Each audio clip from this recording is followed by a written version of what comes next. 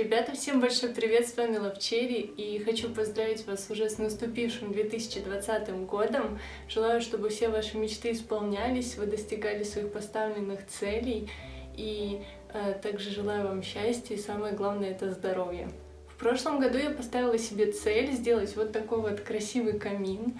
Хотела сделать его до Нового года, и 30 декабря он уже у меня стоял вот такой, но видео, к сожалению, я не успела выложить.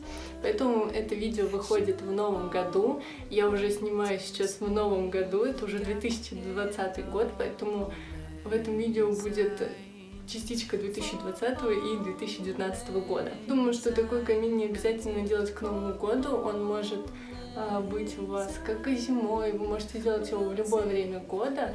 Главное, чтобы вам он нравился и просто согревал вам душу, когда вы сидите вечером, пьете чай и смотрите любимые фильмы. В общем, хватит уже болтовни, я думаю, что пора начинать. Расскажу вам, как я его сделала. Возможно, я где-то в некоторых моментах много не снимала, так получилось, потому что я хотела сделать его как можно быстрее, и на съемку не совсем уделяла много внимания. Ну что ж, давайте уже начинать. Приятного просмотра. И чтобы сделать камин, нам понадобилась вот такая гора коробок.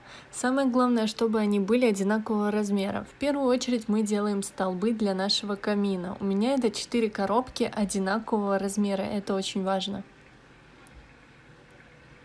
Далее мы делаем верхушку камина. Он у меня получился немного с выступом, потому что 3 коробки были другого размера, чем столбы, но так даже намного интересней. Все коробки между собой мы склеивали скотчем, это очень важно. Скотч оказался для нас незаменимым помощником в этом DIY.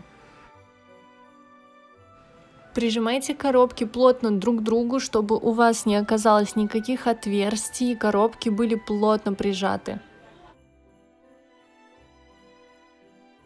И да, как вы заметили, в этом DIY мне помогал мой молодой человек. Мне кажется, без него бы я просто не смогла одна сделать этот камин, потому что делать его реально очень сложно. И, как я уже сказала, делала я его 3 дня. Возможно, у кого-то получилось бы быстрее, но я в какой-то момент уже хотела все бросить и ничего не делать. Но раз я поставила цель, я доделывала ее до конца. Тут мы уже примеряем, как подходят наши коробки, и опять все склеиваем скотчем. Но мой вам совет: между коробками уже используйте горячий клей, либо клей момент, либо любой другой клей, чтобы середина у вас не болталась. После этого решите, каким будет ваше дно камина. Мы сделали из картона, именно поэтому мы отмеряем ширину и высоту нашего дна, чтобы у нас все было одинаково и равномерно.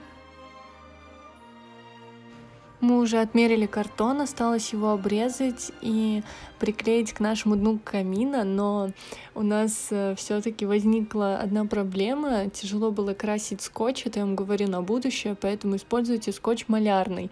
Мы об этом подумали довольно поздно, уже когда все покрасили, скотч не прокрашивался, и мы заклеивали некоторые кусочки обычным малярным скотчем, поэтому используйте малярный скотч сразу, чтобы не допускать таких ошибок, как у меня, и не красить много ваш камин, потому что красила я аж в 3 слоя.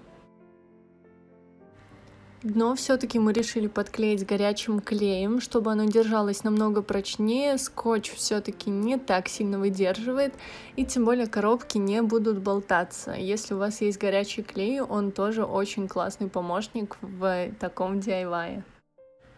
Когда у нас получился уже такой результат, я безумно радовалась, что вот-вот скоро мой камин будет готов. Но поверьте, это только 30% из того, что нужно сделать, а то и 10%.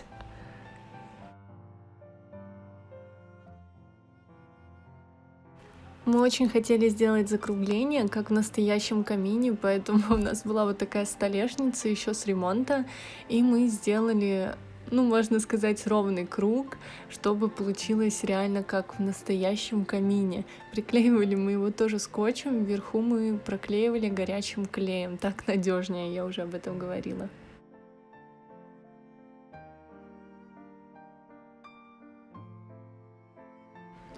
После того, как мы проклеили, необходимо подготовить заднюю стенку камина. Ее мы также сделали из картона. Картон у меня был дома, я его купила когда-то рублей за 70, огромный лист, и вот так он у меня лежал, он очень плотный. Отмеряем картон по размеру камина и вырезаем такой огромный квадрат, но пока что он нам не пригодится, мы его никуда не приклеиваем, ничего с ним не делаем, просто отставляем в сторону.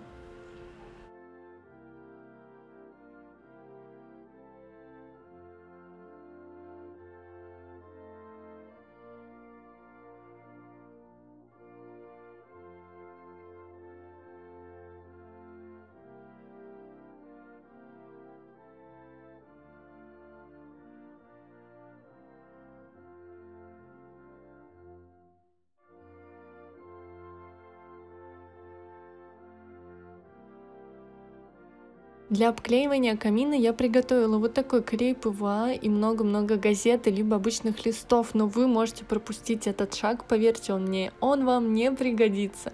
Покрасить камин можно было сразу, если бы вы использовали малярный скотч и обычную краску, вы бы сразу покрасили. Но так как у нас есть какие-то надписи, много скотча, мы приклеивали газету, которую реально не нужно приклеивать, я вам еще раз говорю, это только усложнит вашу задачу в покраске. Но мы уже так сделали, поэтому я взяла обычный клей ПВА, много газеты и обклеивала так весь камин. Обклеивание камина заняло у нас очень много времени, и клей очень долго высыхал, вся газета немного отклеивалась, была очень прочной, некрасивой, пришлось подрезать, поэтому я и рекомендую вам пропустить этот шаг. Мне кажется, он не так важен, и когда ты уже сделаешь что-то, ты понимаешь, какие ошибки ты допускал. И я хочу предостеречь вас от таких ошибок. Так как мы делали камин в 3 дня, вы наверняка замечаете, как меняется моя одежда, прическа и тому подобное. И также усталость на моем лице. Реально это было очень сложно, особенно перед новогодними праздниками, но мы все-таки смогли, потому что мы молодцы. И так как у меня дома была краска, мне было немного проще. Это обычно белая краска, которой я прокрашивала свой камин. Так как моя мама строитель, с валиками, кисточками и разными красками и клеем мне было намного проще, поэтому я даже не могу вам сказать, какой они фирмы, просто они есть, и вы посмотрите, как и чем я все это делала. Вот такой у нас камин уже получился, и вы видите некие неровности из-за газеты. Их мы закроем кирпичиками, которые мы сделаем из пеноплекса. Это, кстати, теплоизоляционный материал. Его можно легко разрезать, с ним проще работать, чем с пенопластом, и он недорогой. Целый лист мы купили за 60 рублей. Здесь я отмеряю, как примерно будут выглядеть кирпичики на нашем камине. Я делала кирпичики шириной 7 сантиметров и длиной большие кирпичики 14 сантиметров, маленькие 10 сантиметров. Кстати, изначально я очень хотела, чтобы мой камин был белого цвета, но в магазине не было листов пеноплекса белого цвета, он был либо серый, либо желтый. И эти цвета нам не подходили, именно поэтому я запаслась краской, спреем в баллончиках, чтобы перекрасить наш камин. Но когда я вырезала кирпичики, я поняла, что так смотрится намного круче, и что белый цвет нам не нужен, мне нравится так, и мне кажется, я не ошиблась. А как вы думаете? Напишите в комментариях.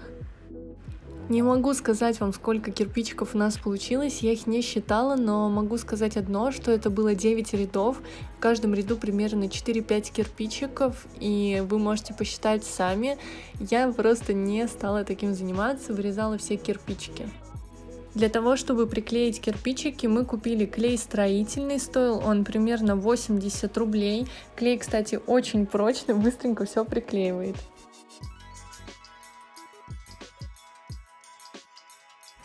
Кирпичики мы приклеивали со всех сторон, кроме задней. Клей, кстати, очень хорошо их приклеивает.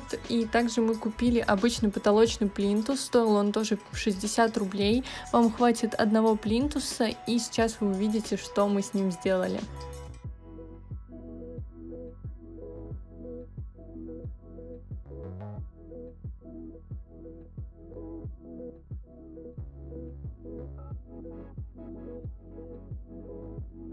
Плинтус мы приклеивали на горячий клей, чтобы он схватился как можно быстрее и держался намного прочнее, чем обычным клеем. Вот такой камин у нас получился, мне он безумно понравился, и мы переходим к украшению, и, честно говоря, украшали мы уже практически ночью с 30 на 31 декабря, и это действительно правда, потому что делали камин мы 3 дня, очень сильно устали. Для украшения я купила елочную гирлянду в магазине Оби, стоила она 200 рублей, и также нам пригодились обычные украшения, которые были у нас дома.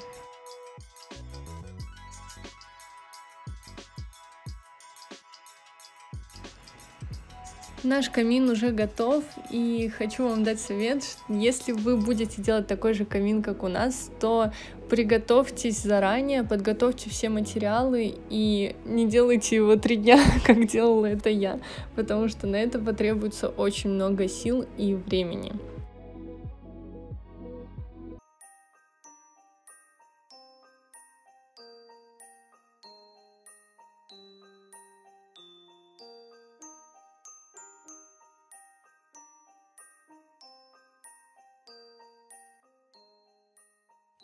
А на этом мое видео подошло к концу. Желаю вам всего доброго и светлого. До новых встреч. Пока-пока.